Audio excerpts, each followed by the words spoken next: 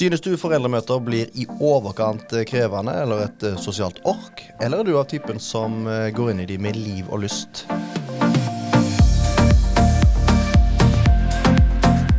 Hva egentlig et foreldremøte? Foreldremøte det er jo egentlig det første møtet som mange foreldre blir møtt med av skolen hver høst. Det er noe som de er pliktige til å ha hvis de skal følge opplæringsloven og forskriftene som er der. Da kan vi kanskje starte med hvordan er det et dårlig foreldremøte går for seg? Har du noen eksempler her? Altså, jeg er jo lærer i utgangspunktet og har jo erfaringer forhåpentligvis med å lage både gode og dårlige foreldremøter. Første foreldremøte det var undergjort på 20 minutter. Full gass, informasjon om hva man drev på med. Jeg sa at jeg var veldig glad i ungene deres, så takk for lånet, de er veldig fine. Jeg fikk valgt klassekontakt og FAU, og så var vi ferdige.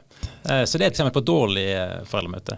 Hva er det du burde ha gjort i den foreldremøtesettingen? For det var kanskje så stor sjanse for foreldrene å slippe til da, når du freste over det på den måten, eller? Nei, helt klart ikke. Og det som du egentlig bør gjøre, det er å tenke over hva foreldremøte er for noe, for meg som forelder. Hva forventer jeg som forelder å få ut av det, og hva trenger jeg av informasjon for å komme klokere ut av dette møtet enn jeg gikk inn? Og litt sånn konkret, hva er det læreren kanskje burde ha gjort her? Det første er jo måten hvordan en inviterer til foreldremøte, og hvordan en tar imot foreldrene når de kommer. Det å hilse på, at en blir møtt, og at en blir på en måte bekreftet på at en er viktig, at en har en funksjon som forelder i denne klassen. Og så er det jo en gyllen anledning da, til å bli litt kjent med foreldrene. Det er ofte de samme foreldrene som jeg treffer på foreldremøte, som jeg treffer på fotballtreningen og håndballtreningen og i korpset og i nabolaget. Så det der å bruke den arenaen som det faktisk er da, med en lapskaus av mennesker. Det er ikke mange sånne fellesarenaer igjen da, i Norge. Og så er det en annen ting som er med i FUG synes er viktig da, det er dette her med å gi foreldrene rom til å diskutere viktige spørsmål. Ja, hvis en da tenker for eksempel spilltid, hvis det er snakk om første klasse, så er det kanskje mye bekledning, matpakker, skoleveien, altså hvordan løser folk dette praktisk. Så det er litt på den måten å løfte problemstillinger og på en måte snakke hverandre inn i fellesskapet, fordi at vi har et felles ansvar for å sørge for at våre unger har det bra. Hvis vi ser da at den biten her er godt dekket, at foreldrene har fått en liten diskusjonsrunde der de har fått lufta noen spørsmål og gått fram tilbake, så kommer vi allikevel til en del veldig mange gruer seg til. Og det er valget av klassekontakt og FAU. Hvordan kan vi gjøre dette lettere? Fordi at det blir jo sånn at folk går fra å skule til hverandre til å kikke dypt ned i pulten.